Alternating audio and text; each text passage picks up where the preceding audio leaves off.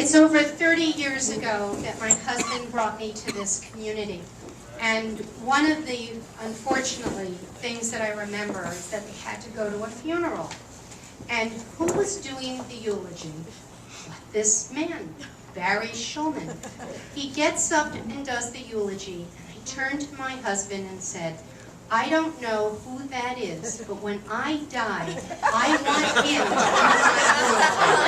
eulogy. Then I got to know him. I still want him to do my eulogy. May it not be for many years. Barry, when you get to know our next honoree, you'll find that you're dealing with him on two planes, the known and the unknown. The known has to do with all of the agencies he's helped, such as the JCC, Temple Adath Yeshurun, the Federation, and on and on. The unknown are the people he's helped, confidentially and quietly.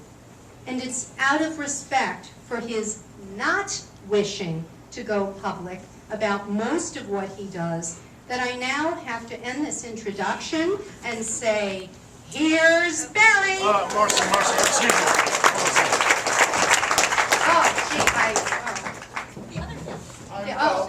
I'm a little disappointed because Mel and David got to speak so lovely and eloquently about their parents. And we didn't get an opportunity. If we had, we might have prepared something.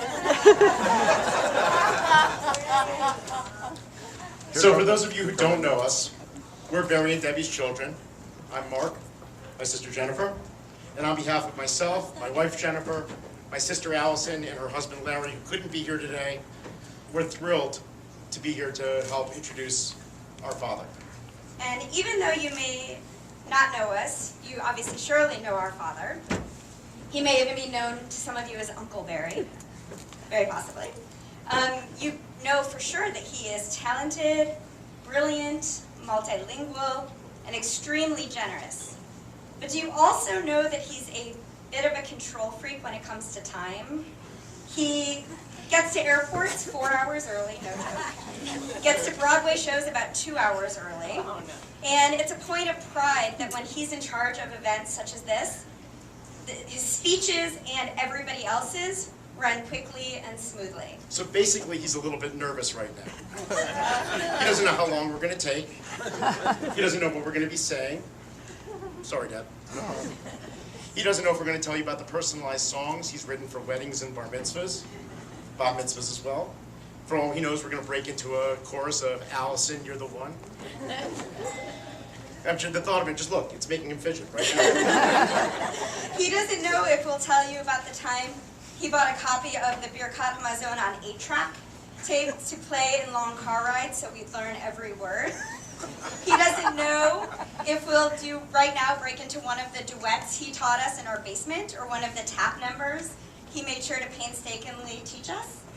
He doesn't know if we're going to tell you about the time when he was 5 years old and he decided to sneak out past his babysitter by going out the second-story window and down a treehouse just so he can go sing God Bless America on a local radio show. And the only reason he got caught was his parents happened to be listening to that very station. We could tell you about the time when he stood up and sang to a whole restaurant in California. First time it had ever happened. Yes, we got free desserts, I believe, because they said nobody had ever gotten up and just sang. Sang back to the restaurant. Or how he got up in a restaurant in Budapest to show the Hungarians how to do a proper Czardas dance. Or my personal favorite, the time he was singing French folk songs with a Filipino mariachi band at an Italian restaurant in Hong Kong.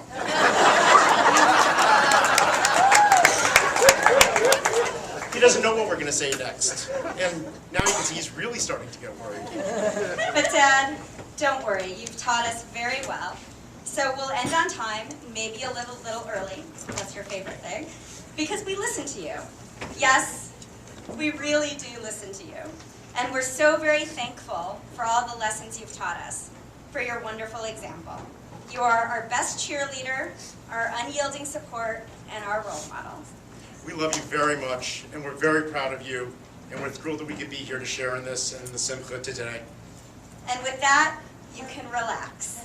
The unexpected is over, we think, maybe. You're back in charge of the clock, at least until your comments are over. So we love you very much. Congratulations.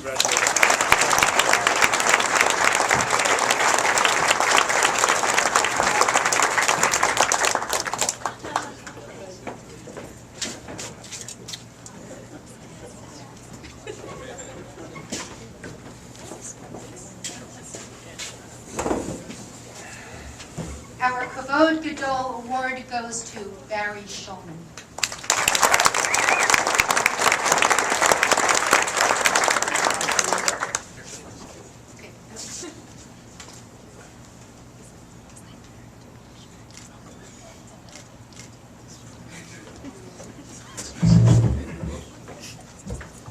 So I really felt that Marcy's introduction of me was very short. It's exactly what I asked her to do. I didn't know that Mark and Jennifer would participate so wonderfully. Allison, they neglected to tell you, is expecting a little baby boy on July 8th or earlier. So we figured there was enough excitement here tonight without her being here as well. And I asked Marcy to keep it short, knowing all the while how difficult that must have been for her. But here I was. I want to thank everybody who traveled here long distances, including Mark and Jennifer, but not all distances are geographic. A lot of distances can be Judaic.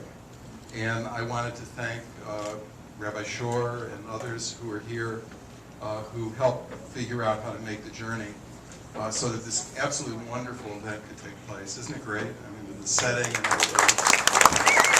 So thank you very much for that. And congratulations to the other nominees. Had I known, David would have done me as well, because there's nobody writing better than he does. Chucky and Alex, when I first moved to Syracuse, took me to New York City to an American Jewish Committee meeting. It was way too liberal for me, but I've evolved. And Michelle, I haven't met you before, but you sound great. And Kimberly Boynton says that you are absolutely the greatest. And I just want to take a second to talk about Phyllis Charney and Mel. My mother dated Phyllis's brother, Jerry. So talk about Syracuse. And I've helped a lot of young kids over the years in one of the quiet ways that Marcy has spoken about. And you know, if you go to Ithaca, where I'm from, and you walk down the street, you see a lot of rich kids looking poor. But poor kids don't necessarily want to look poor. They want to look really nice. And so I, many times, have wheeled them into Charney's for Mel's supervisory help and Phyllis helping them and sending these kids on a journey in life looking wonderful. So for that, I really thank them very much for all of their efforts. I thought maybe you should know a little bit about me more than our kids. So a couple of weeks ago was Debbie's 50th reunion at Cornell. Okay, mine comes up in a couple of years for law school at Cornell. 1966 was my graduation date. But I am a graduate of Cornell's nursery school, class of 1943. And I reached out to the nursery school, and I have my file. And I was in the psychological evaluations of me in nursery school, which I felt are very relevant today.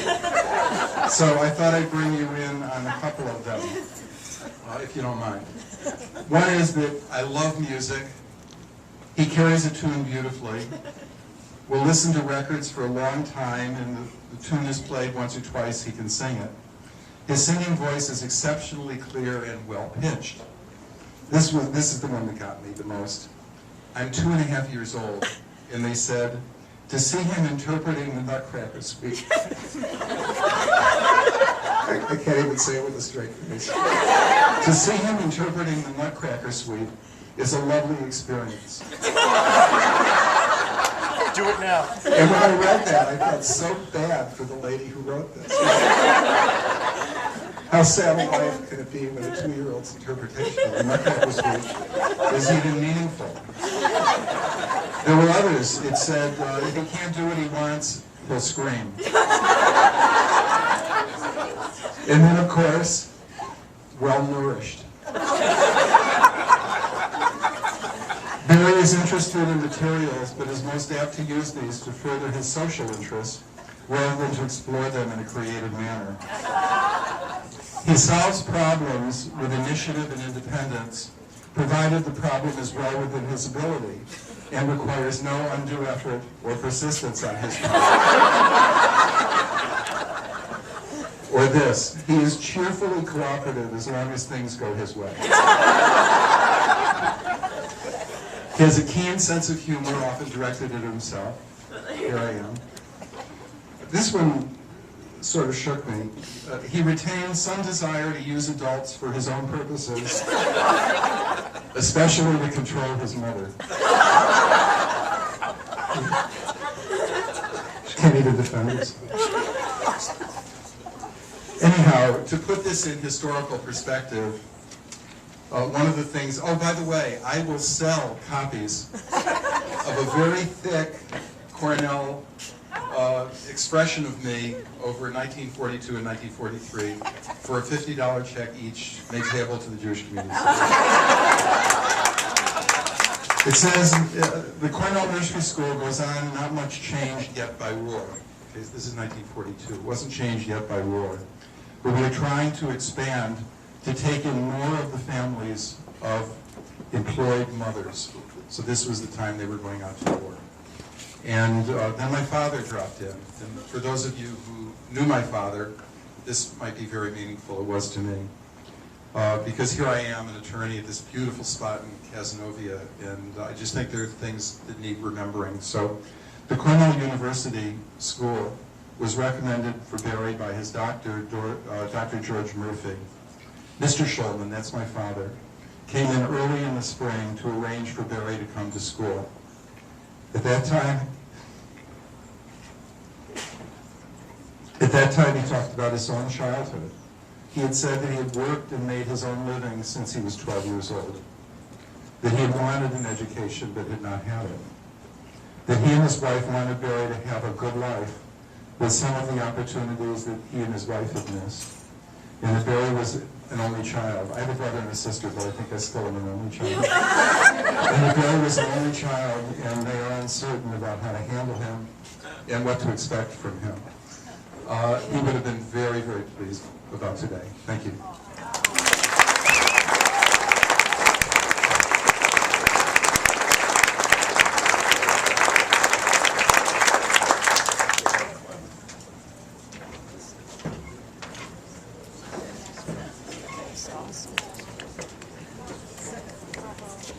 Thank you, and congratulations to all of our nominees. In a moment, I'm going to ask for a motion to adjourn. However, before everybody leaves, every couple, if you're here